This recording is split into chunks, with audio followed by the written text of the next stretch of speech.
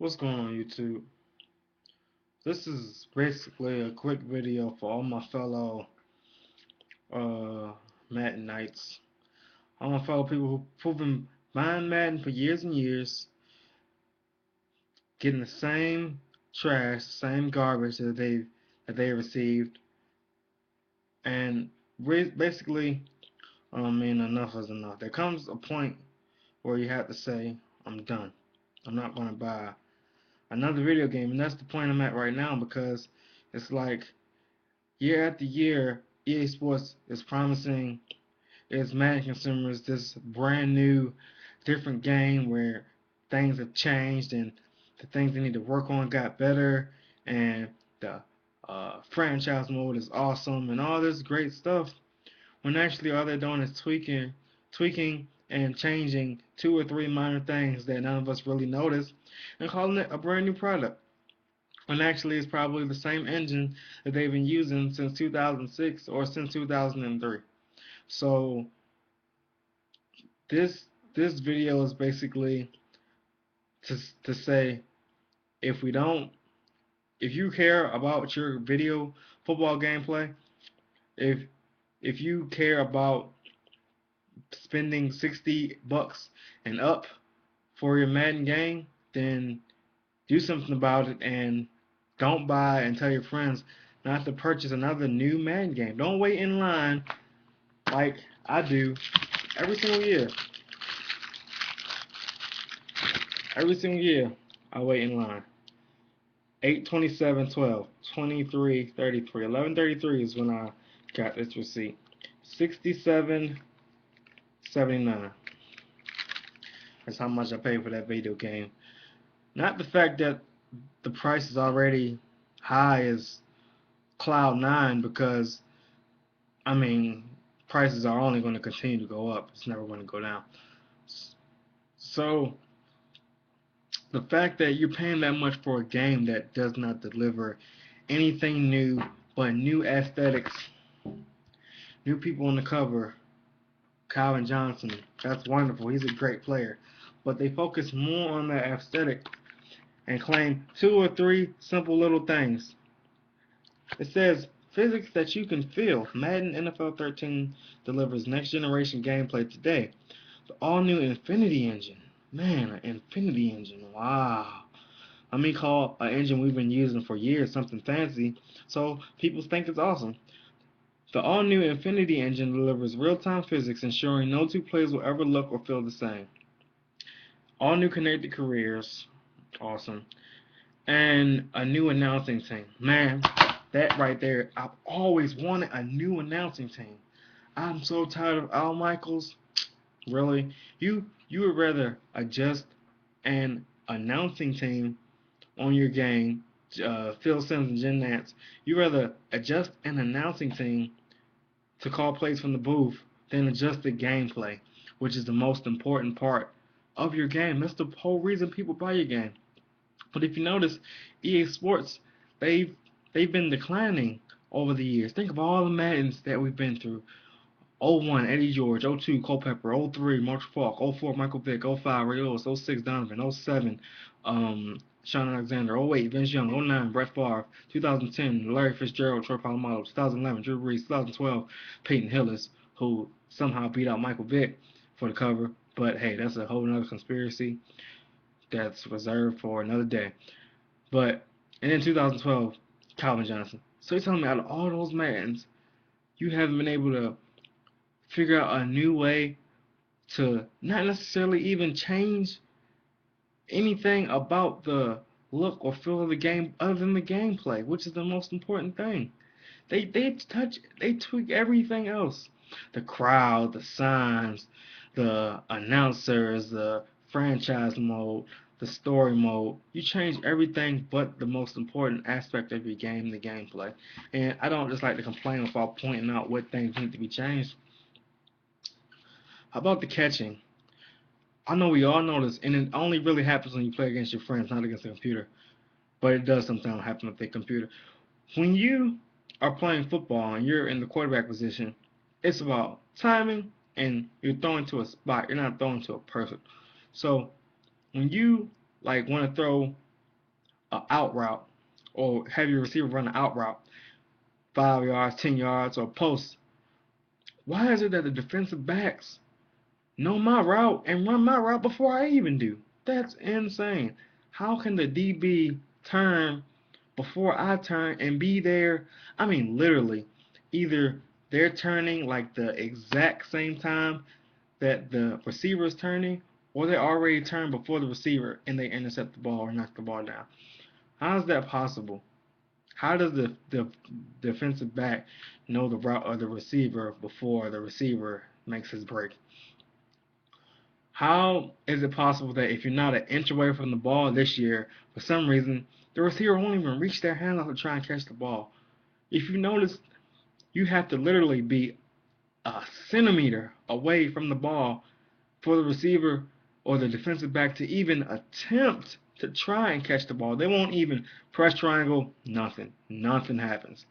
You have to, if you're back too far, or you, like, because I always use a catch. So if you use a catch and for some reason, if you're back kind of far, but where it's catchable, they won't go even to a catch animation to attempt to catch the ball. Jump ball situations.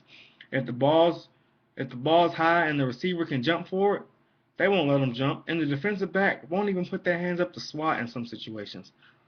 I don't know what they've changed, what this new Infinity engine is about. As far as I'm concerned, it's about nothing.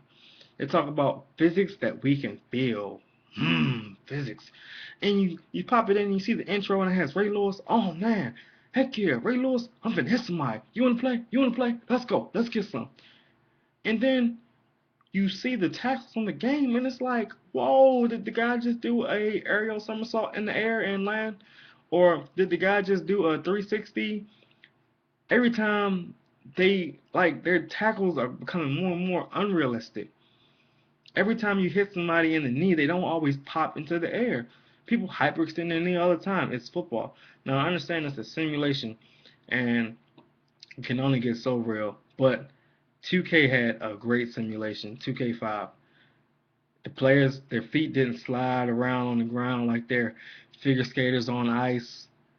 And you adjust something like the blades in the grass for the console game features, but the people who are the main attraction of the game, the players, you you don't fix how they move or how they run, and it's all the same thing. How about the hit stick is gone? That was actually probably the best thing Madden ever had going for it, ever.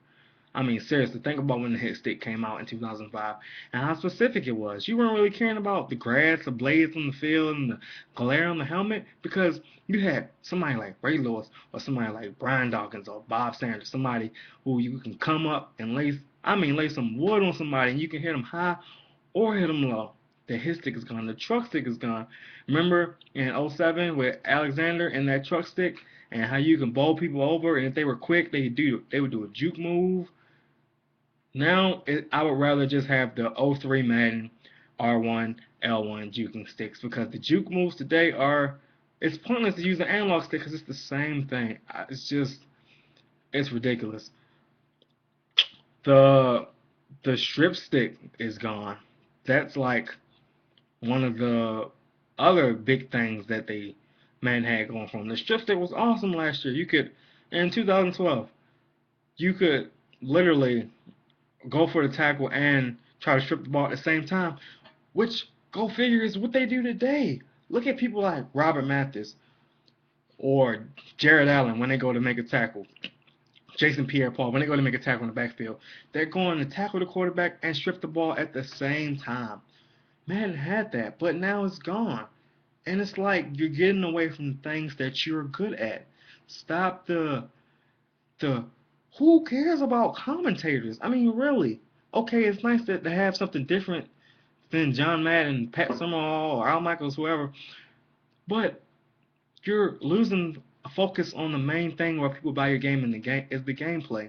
And real quick, check this out. This is one of the reasons I believe that the gameplay has declined.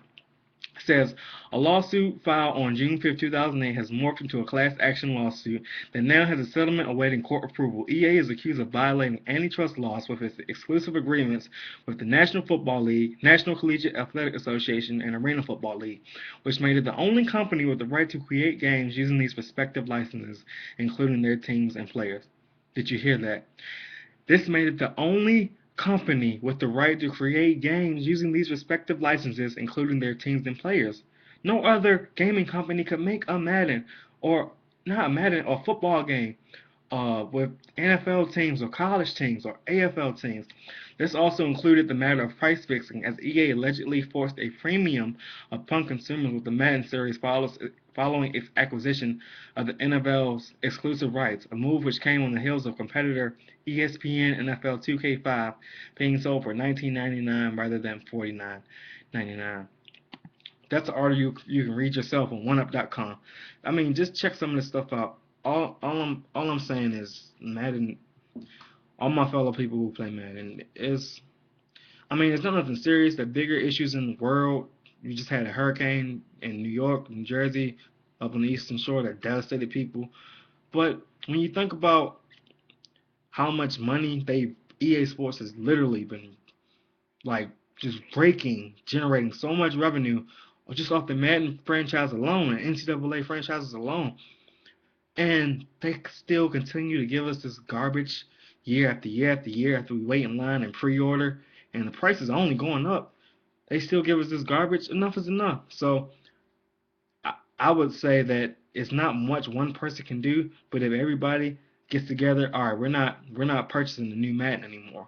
When their sales go down and they stop making that dollar, which is what they're really concerned about, then you'll see if when they'll begin to change the game. Then you'll see, oh, our sales are down. Maybe something's wrong. Maybe the consumers aren't happy anymore because they're not buying our games off the shelf like it's some brand new Gears of War or brand new Halo. They're not buying our games like they used to. Then they'll fix it. But until then, they're not going to fix the game because they see no reason to. There's no competition in the market, so it's going to be a crappy product for the consumer every time. So that's all I got to say.